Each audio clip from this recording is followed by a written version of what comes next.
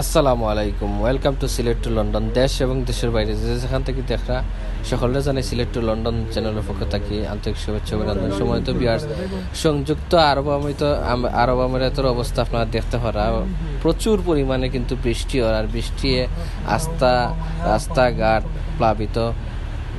সংযুক্ত আরব আমিরাতের যে 8টা স্টেট আছে, 8টা স্টেটের মাঝে আমি যেটা দেখাই আপনারা আজমানের অবস্থা দেখা পানি কীরকম, মানে গাড়ির নিচে গেছে কি পানি, অনেক রাস্তাঘাট পুরা পানির নিচে আপনারা দেখতে পারা। আমরা খুব আস্তে আস্তে যাইরা মধ্যে রাস্তার ওসাইটেও দেখরা বড় বড় গাড়ি যাওয়ার অনেক কষ্ট।